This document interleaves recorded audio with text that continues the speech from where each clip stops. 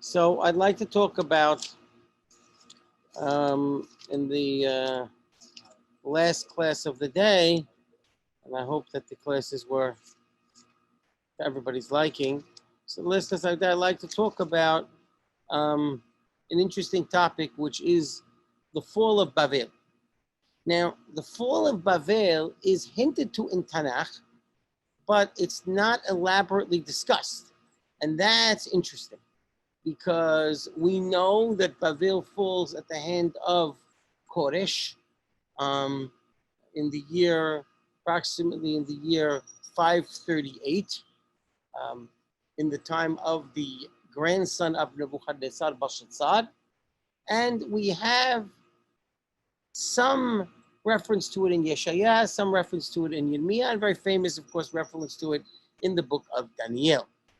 But there's not much reference, and it seems to have happened immediately, with not much warning, as the description in the book of Daniel goes like this.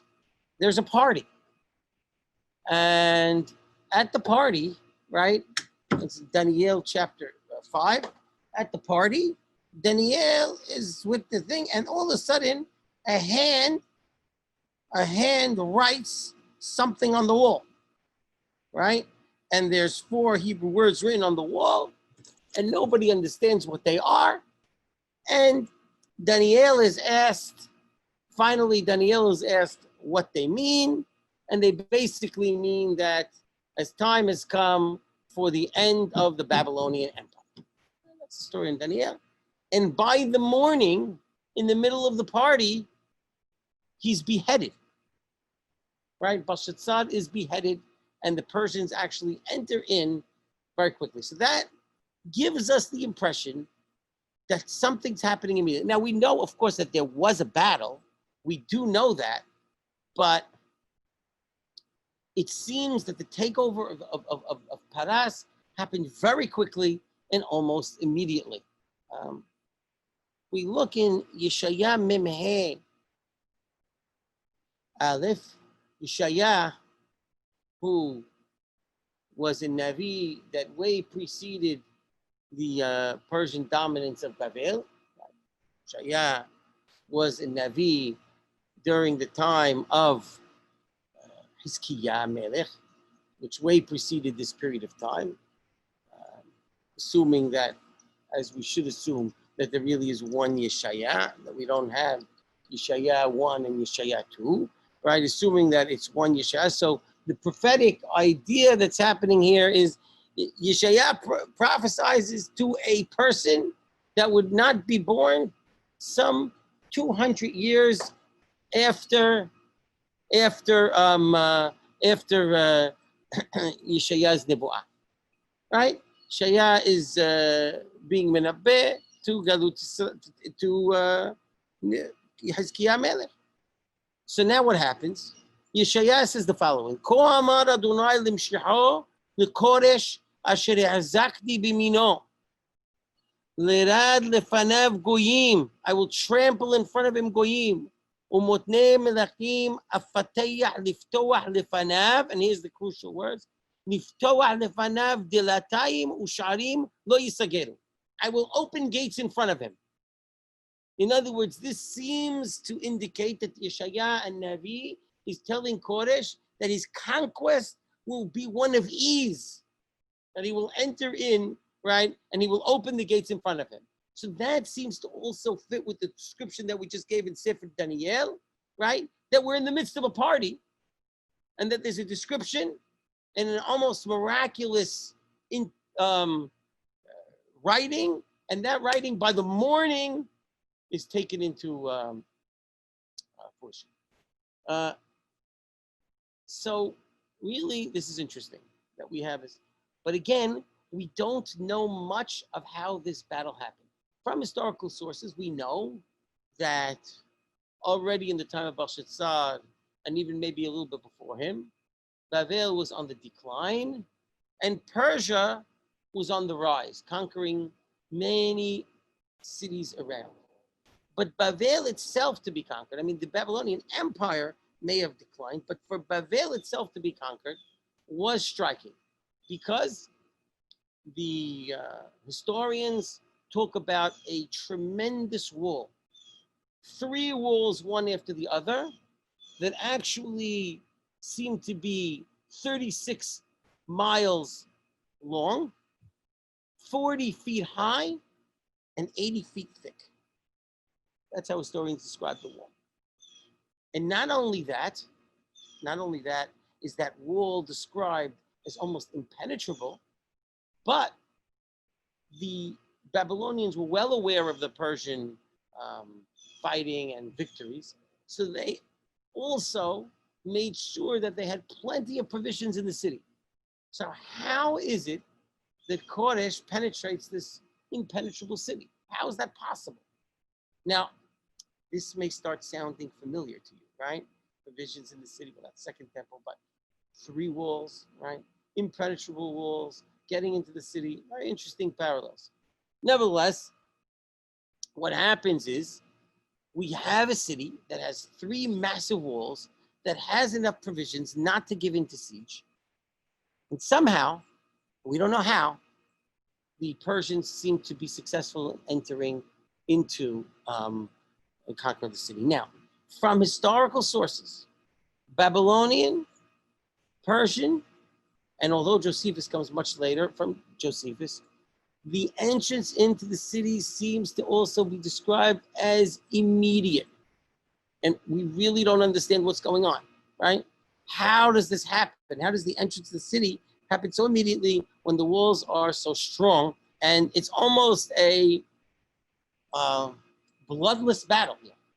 And we're trying to figure out, that makes it what we're trying to figure out even more difficult. We're talking about such a strong city. So we need to understand, and much of this information is provided by the Greek historian Herodotus, that while it's true that there was massive walls surrounding Babel, the Euphrates River actually cut the city in half. And the wall is built literally on top of the Euphrates. Now that might lead us to think, here's an entry into the city. The problem is that the Euphrates River was a raging river, which is between 12 to 15 feet deep. No enemy can penetrate underneath the wall through that Euphrates River. In fact, that was one of the least likely areas to penetrate. That was considered also something that would protect the city. And so that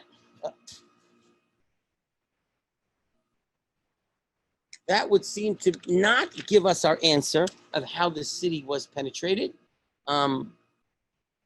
because that seems to be a much harsher way to get into the city. There is a discussion, and we have some contemporary historical evidence that there's a discussion around Kodesh while he surrounded the city, that he sought maybe to see entry into the city through that river.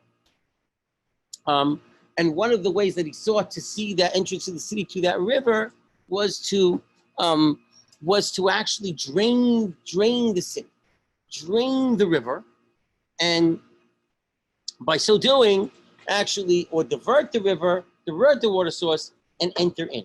The problem with that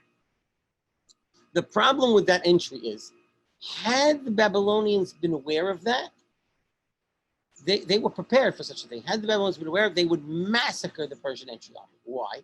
Because what would happen? Above, there was, around the area of the Euphrates River, the way historians described it, was certain gates and locks. And it was a somewhat narrow entry. Had they tried to enter there, and the Babylonians in the city known, they only needed to do was simply lock the gate, have them trapped, and massacre the entering cities. So even that, they were somewhat prepared. So therefore, an entry to the city by draining the river, which was almost impossible, is extremely dangerous. The element of surprise had to happen. So again, we're trying. So it seems to be that Kodesh initially gave up this approach. However, Eventually, that seems to be the way they got into the city. But here's something interesting. Belshazzar, as I mentioned, the Nebuchadnezzar the second, which is Nebuchadnezzar Rasha, who destroyed the Beit HaMikdash, he was the one who built those three walls. Belshazzar's son was named Evil Merodach. Evil Merodach is the king described by Yirmiyah as the one who releases Yehoiachin from prison, who treats Yehoiachin very well, and has a much more lenient approach to the exiles in Babel. His son is Belshazzar, who reigns for 2 years. Belshazzar's mother was a queen. And Belshazzar's mother thought she had a great idea. And what was her great idea? That she says, look, her main fear was of Medes, right? Paras umadai. So she said, you know what I'm going to do? I'm going to make the Euphrates River a barrier for the Madaim to come in. So what she does is she diverts the Euphrates into many, many potential tributaries and canals, winding. This would impede a direct route attack from Madai onto Babel. This would make the soldiers have to go around and exhaust their and have a massively large trek. And therefore, when they would come, the Babylonian armies would have an easy attack. I don't think she ever imagined that the city would be under siege. It would be an attack, and they would wear out the impeding Madai army, and therefore, by the time they would come, problem is, Koresh, the Babylonians did meet Koresh's soldiers, and he decimated them. And they retreated to the city, but they were confident that the city was impenetrable. Something else that Belshazzar's mother, her name was Nitocris, right, was she did some excavations in the city. Now, the Euphrates River penetrated through the city, through the area. So now, this was something, it's nice, but the only way to cross it was at some point 32 meters in width. The only way to cross it is from a boat. You can't build bridges. So what she tried to do was to narrow in certain areas the passage and actually build through stones crossings through the river inside the city to make life. And she did it with also some beautiful architectural things. She had a bust of herself at one of the things. Therefore, almost like penetrable bridges over the areas, like let's say you have modern day Venice, where you can cross over at different points, and you wouldn't need boats to cross over.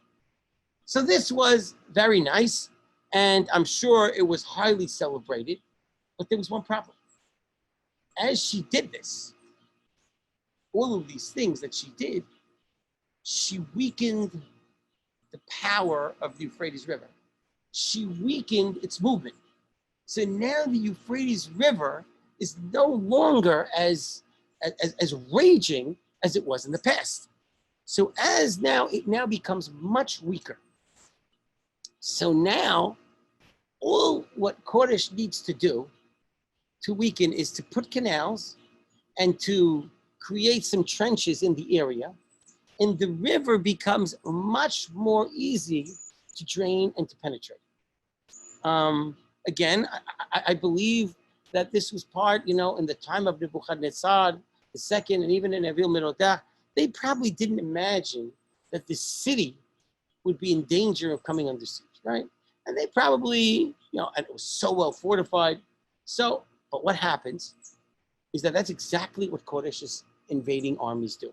What Koresh's invading armies seem to do is they actually divert the canal, the Euphrates River, and as it's dried up, around the time, and this is interesting, the historians talk of, Herodotus mentions, a Babylonian holiday.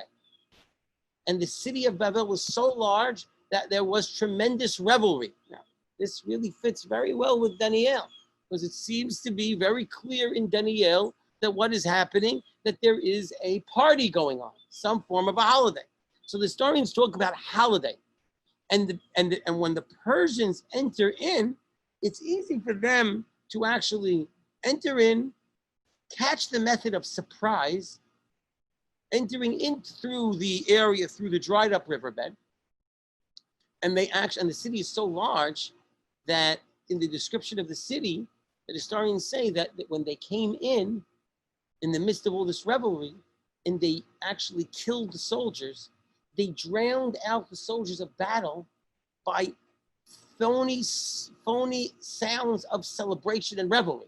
So people won't even notice. They'll just think that this is part of the celebration. One can imagine an ancient Babylonian party, right? And an ancient Babylonian festivity doesn't resemble what we would think of as a orderly activity, right?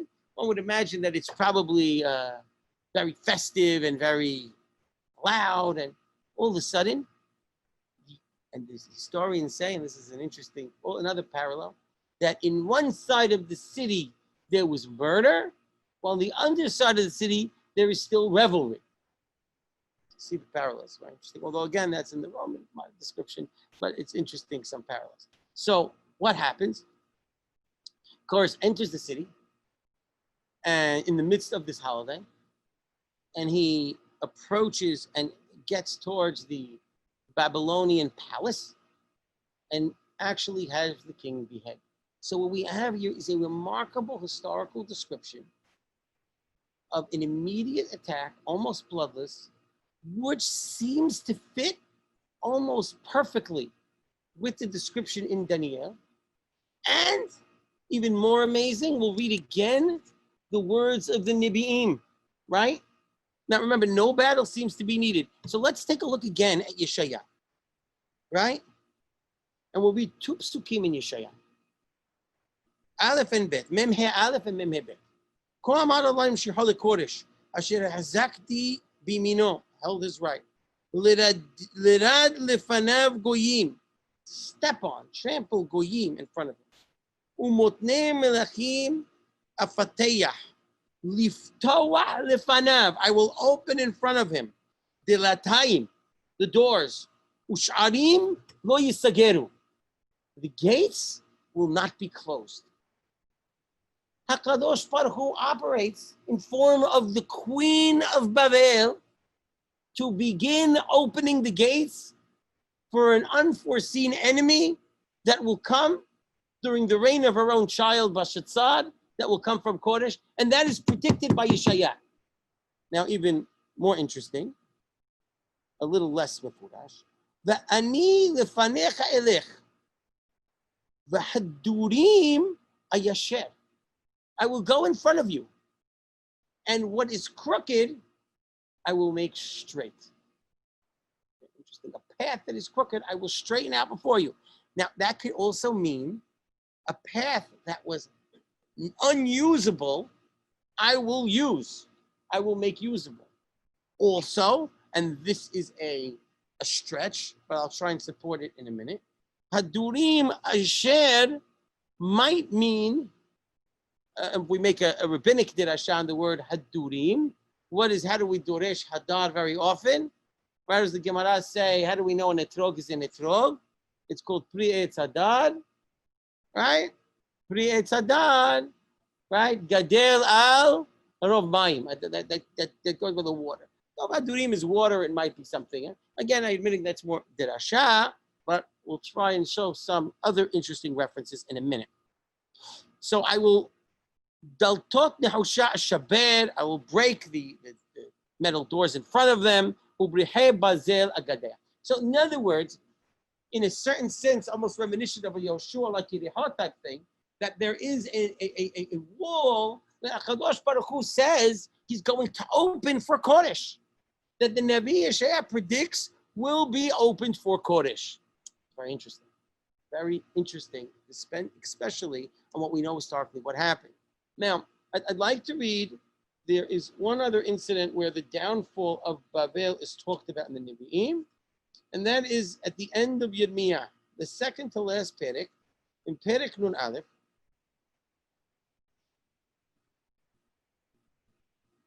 Pasuk Het. Pitom nafila Babel. Babel will fall suddenly. But Tish'a is before it happens, right? Yirmiyah doesn't live to see this. But Tish'a Hililu aleha, you will rejoice upon it. Sort of indicates amidst the rejoicing of Babel as this happens. Almost a snide comment, right? Take balsam for its pains. Maybe it will heal. It's a prediction that Babel will fall. Moving into the same perek, Sukim Lamed Aleph and Lamed Bet. Now, this is interesting. Ratz likrat ratz, yarutz, runners to come. Shows like sort of the image of a tremendous excitement and a tremendous confusion. Umagid likrat magid, lagid lamelech Babel. They have to run to tell Melech Babel that it is that from one edge of the city it's conquered, and that's exactly what happened, based on historical accounts. They have to. They're running to tell Melech Babel that half of his city, from the edge of the city, has already been conquered. He doesn't even know yet.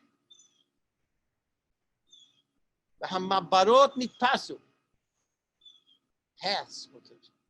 The swamps are burnt in fire. Why is that relevant? Why do I care if swamp areas are burnt in fire? What is that? Is that what we need to what he needs to be worried about? And the people in the battle were shocked. This is, you really can't get more explicit than this.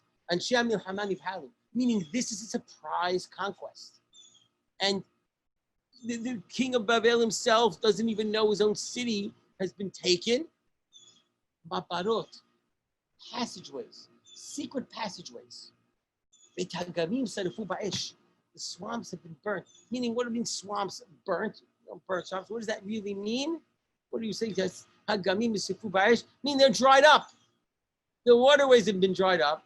There are passageways entering into the city. The king is surprised, right? And all of this in the description of and the people that are in charge were shocked. It's pretty amazing that the three areas of the description of the fall of Babel, prophesied by Nebiim, who never saw Kodesh, right? Certainly Yirmiyah. Let's leave out Tish'a for those who make those other claims. But let's certainly Yirmiyah. Nobody can claim that there are two Yirmiyahs, right? Nobody will even claim such a silly thing, right? There's one Yirmiyah, like there's one Yeshaya, but it's the Chula De'ot. There's and there's a shum safek that Yirmiyah could not have seen before, and nevertheless, way before the fall of Babel is prophesied in a remarkably interesting way, which coincides with so much of what we know from historical sources. By the way, non-Jewish. Most of this is Greek and Babylonian historical sources that have very little to do with. Now, it is a supposition. I want to say this is none of them claim to know for sure how Kodesh did it. It seems to be this is one way that historians surmise that it may have happened, right? Again, our knowledge of what happened at that time is scant, but it's certainly a very highly likely option, which amazingly coincides with the source of the Nebiim and what they're saying. So we would assert that if what we're saying is valid, we don't need historical sources to confirm the truth of our Nebuah and of our Nebiim. We totally trust the accounts of our Nebiim, right? But it's somewhat nice, and it's somewhat makes us feel good a little bit when we can actually corroborate what our Nebiim say with actual historical facts and historical documentations. In fact, this seems to be the way that Babel is destroyed. And we're told that Tish'a BeAb will become a Moed. What is interesting, and our rabbis seem to indicate in different sources, that the date of the fall of Babel was Tish'a BeAb.